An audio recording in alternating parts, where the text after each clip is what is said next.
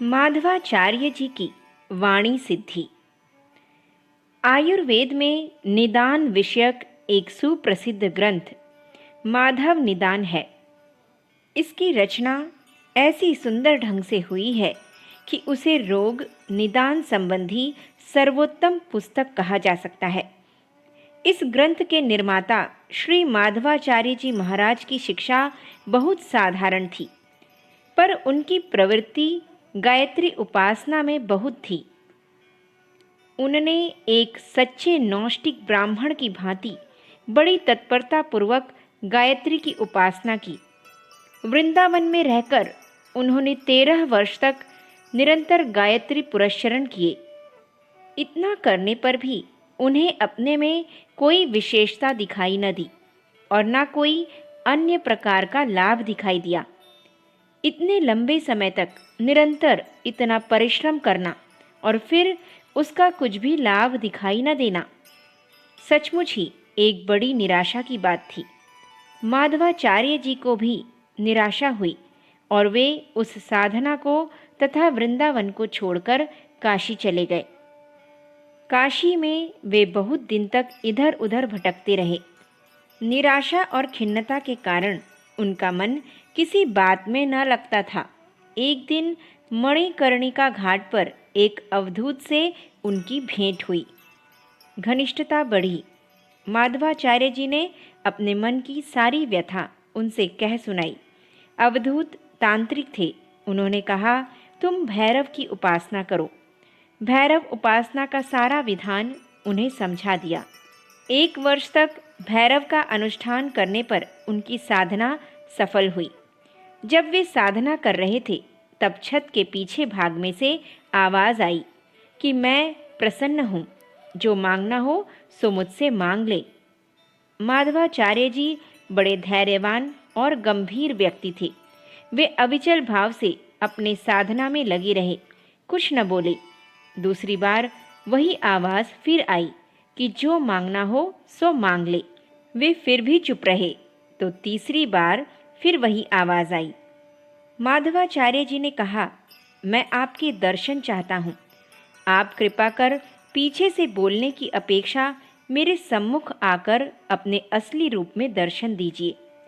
इस पर छत में से पीछे की ओर फिर आवाज़ आई कि मैं तुम्हारे सामने नहीं आ सकता, क्योंकि तुमने गायत्री के इतने पुरस्चरण किए हैं। मुझ भैरव की इतनी सामर्थ्य नहीं है कि मैं गायत्री उपासक के सम्मुख प्रकट हो सकूं। इस पर आचार्य जी ने कहा कि जब आप में इतनी सामर्थ्य नहीं कि गायत्री उपासक के सम्मुख प्रकट हो सकें, तो आपके वरदान भी अल्प सामर्थ्य के ही होंगे। इसलिए मैं आपसे कुछ नहीं चाहता। यदि आप प्रसन्न हैं तो केवल यह बता दीजिए कि मेरी गायत्री साधना क्यों निष्फल गई और उनकी सिद्धि प्राप्त करने का क्या मार्ग है। भैरव ने छत के पिछले भाग में से ही फिर कहा कि तुम्हारे पूर्व जन्मों के पापों का नाश करने में 13 वर्षों की साधना लग गई। अभी 1 वर्ष और ऐसी ही साधना करो तो तुम्हारे पूर्व जन्मों के सब दुष्कृत नष्ट हो जाएंगे, और जब तुम्हारी आत्मा पूर्ण निष्पाप हो जाएगी तब तुम्हें गायत्री का ब्रह्म तेज प्राप्त होगा। वृंदावन जाकर फिर 1 वर्ष साधना करने पर तुम्हें सिद्धि मिलेगी। इतना कहकर भैरव अंतर ध्यान हो गए। वे वृंदावन फिर लौट आए और उन्होंने उसी स्थान पर फिर साधना प्रारंभ कर दी जहाँ पर पहले 13 वर्ष तक की थी।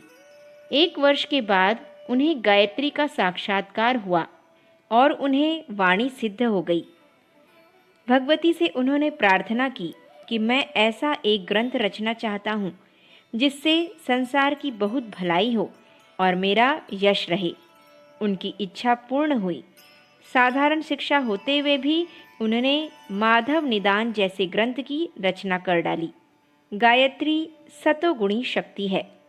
इसका सबसे पहला प्रभाव मनुष्य के जन्म जन्मांतरों से संचित पापों और कुसंस्कारों को नष्ट करने में लगता है।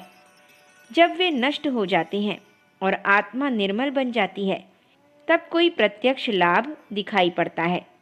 जिस स्थान में गहरी खाई खुदी हुई है, उस स्थान पर यदि सुंदर महल बनाना है तो सबसे पहले उस खाई को पाटने में शक्ति लगानी पड़ेगी। उसके पट जाने पर जब भूमि समतल हो जाती है, तब वहाँ महल खड़ा करने में देर नहीं लगती।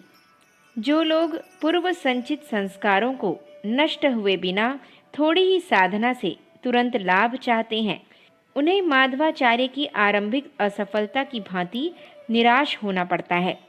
परंतु जो लोग धैर्यपूर्वक इस महाशक्ति की आराधना करते रहते हैं, अंत में उन्हें उसका मधुर फल अवश्य प्राप्त होता है। अखंड ज्योति, जुलाई सन 1952, पृष्ठ संख्या 13-14। हमारे YouTube चैनल विचार क्रांति दूत अखंड ज्योति पत्रिका को सब्सक्राइब करें एवं अगली वीडियोस प्राप्त करने के लिए बेल आइकन दबाएं। धन्यवाद।